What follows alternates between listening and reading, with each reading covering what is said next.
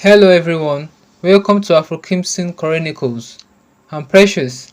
On this channel, we will take a deep dive into the dark parts of Africa as we try to unravel mysteries, get to know about crime tales, and much more. I'm incredibly excited to share my interest with you all. If you enjoy this sort of content, consider subscribing so you don't miss out on future content. Let's embark on this journey together, and I can't wait to connect with you in the comments. Now, let's take a trip to the city of Stellenbosch, located in the Western Cape province of South Africa, situated about 50 kilometers east of Cape Town, along the banks of East River at the foot of Stellenbosch Mountain. The town became known as the City of Oaks or Ekstad in Afrikaans and Dutch due to the large number of oak trees that were planted by its founder, Simon van der Seal, to grace the streets and homesteads. In this very town, on 27 of January 2015, Martin van Breda, 54, who was the managing director of the Australian branch of Angel and Vocus, his wife, Teresa, who was aged 55, and their eldest son, Roddy, who was aged 22, were found dead in their home, victims of an axe attack. Their daughter, Marley, 16, was in a critical condition, having sustained serious head injuries. The family's youngest son, Henry, who was 20, was slightly injured in the incident, with only minor lacerations to show. The state of their home was a nightmare. One could only imagine the horror the family members had faced. There were blood splattered on the floor, and even the walls was not left out. In later investigation, Henry had called his girlfriend at 4:42 a.m., which went unanswered, and then searched the internet for local emergency numbers. Almost 3 hours later, he made a call to emergency services, exclaiming, What is your emergency?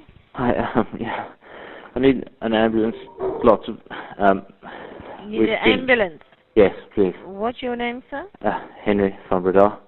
Henry. What's the Yes. contact number you're phoning from? My home phone number, but I'm not sure what the home phone number is. My cell phone. We're at 12 Horsker Street, please. What is this number that you're phoning from? Is there someone else that can speak if you're not able to? No, Who else is in the house? there's no one else. I Everyone need else the contact number, please. Yeah, okay. And you, the patient. No, my family is. Someone attacked my family. Hey? Someone has attacked my family in my house. Okay, so you need the police or the ambulance. And an ambulance, please. Yes. Now, who is injured? I think everyone.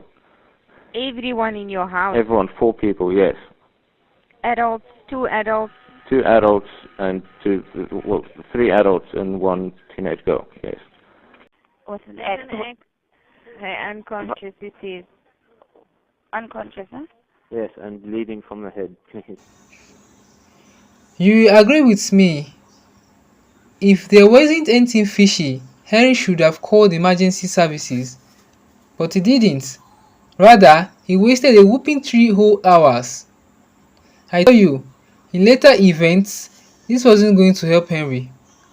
As one would expect, that he would have been quick in trying to get help for his supposed family, since all he could contend with were minor injuries. One could only wonder if he had a dysfunctional family. Well, as you would have it, police arrived on scene where emergency services declared Van Breda's parents and brother dead. Marley, who suffered severe head trauma in the attack, was rushed to an intensive care unit. Over the course of a few months, extensive surgery and further medical treatment saved Marley's life.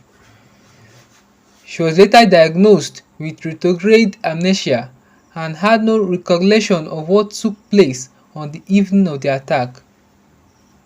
An axe and a knife, both identified as coming from the Van Breda's residence, were recovered at the scene.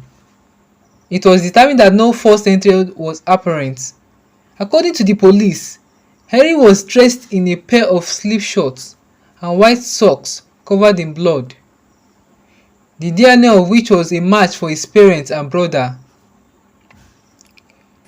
In later investigation, it is believed that after the commission of the crimes, the accused tampered with the crime scene, he inflicted injuries to his person, and even supplied false information to the police in order to mislead them as to the true identity of the perpetrator.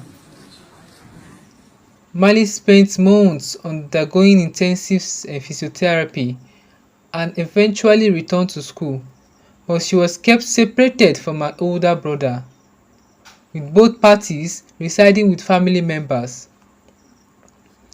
Henry continued to plead innocence, while local news outlets reported that he had a tic addiction. Now, a tic addiction could only mean that he was a drug addict and was possibly under the influence as he attacked his family, just maybe after I had a quarrel with them. A number of other possible motives could be that Henry's allowance was possibly cut off by his parents. A man who claimed to have been Henry's drug dealer and reportedly identified him from a photograph said that Henry had been a regular customer. Henry allegedly spent time at an upmarket drug rehabilitation center in Cape Town. And to substantiate the case of Henry being a drug addict, he was discovered to have dealt with cannabis as he and his girlfriend were arrested for possession of illegal substance, and this was during the court trials and investigation. On May 21, 2018, the court delivered its verdict through decer, finding Henry guilty on 3 counts of murder, 1 count of attempted murder, and defeating the ends of justice. He was immediately taken into custody instead of temporary release until sentencing, and was transferred to Portsmouth Prison Hospital section. There he was under treatment for epilepsy and depression following the murders. On June 7, 2018, Henry Van Breda was sentenced to 3 life terms in prison by the DCI in the Western Cape High Court for the murders of his mother, father and brother, 15 years for attempted murder on his sister, and a further 12 months for obstruction of justice. On 8 June 2018, he was transferred from Portsmouth Prison to the Drakenstein Correctional Center, where he served his sentence to this day. So the big question at the end of the day is this: how do parents bring up their kids and as well avoid a dysfunctional family? If I'm to answer this question, I would say parents should prioritize healthy communication, active listening, and mutual respect. Establish clear boundaries while fostering a supportive environment. Encourage open discussions about feelings and concerns. Seek professional help if conflict arises, and prioritize quality time to strengthen family bonds. If you feel they have additional ways to do this as a parent or a guardian, feel free to comment in the comment section below, and I would love to hear your thoughts on this story as well.